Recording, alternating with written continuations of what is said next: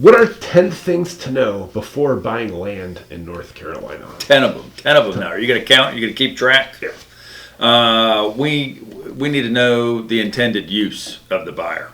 Is it going to be a farm, a house, a business, hunting, investment, timber? We need to figure out what your needs are. Not every property can you do on it what you want to do. So we need to figure out what your intended use.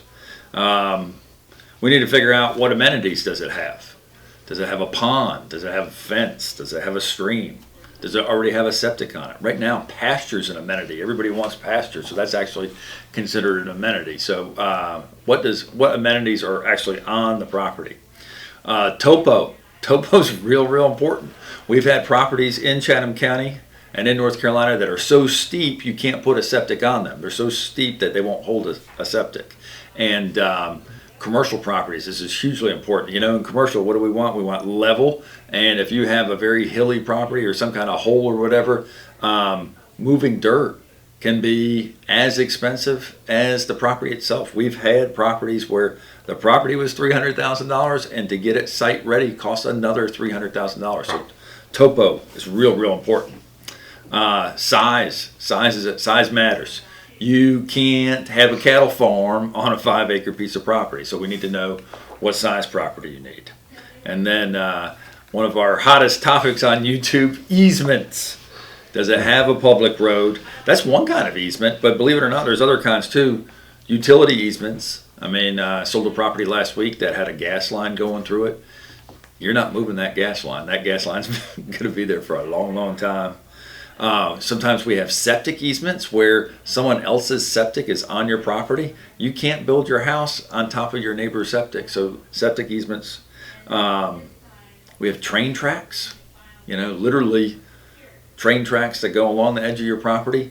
Even though the train tracks are on your property, you're not allowed to cross those train tracks without special permission. So you think, if that easement went across, you'd be able to cross, but it's very hard to get those letters to cross train tracks. And then it's real cutesy, especially in Orange County. We do a little bit of it in Chatham County, but you can voluntarily give up your developmental rights on your property.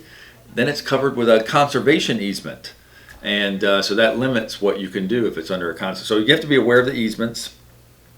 Number 6 would be value comparison. That this is versus the intended use. So if you have a piece of property that's on the highway that's great for commercial,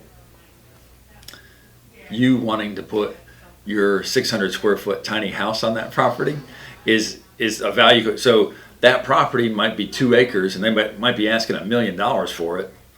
Well, that's not great for a tiny house by any means, right? So you have to look at what intended use is versus the value comparison of the property.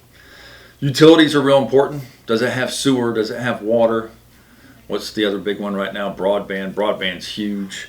Natural gas. How much? All properties in Chatham County and most of North Carolina have access to power, but we've had clients that had to pay $64,000 to bring power to their property because the property was there on the road, but they were way back, and that's how much Duke Power is going to charge them. I think it's important to know your tax exemptions. Is it in timber use? Is it in farm use? You need to know the deed restrictions. Can you do everything that you want on this property, or is it restricted on the deed? And the last one is what are the local restrictions?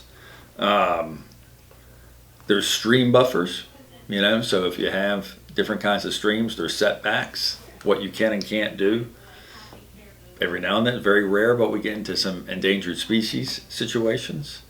There's zoning, and every now and then we'll have a piece of property, especially older farms or whatever, where they just dump their trash on the property.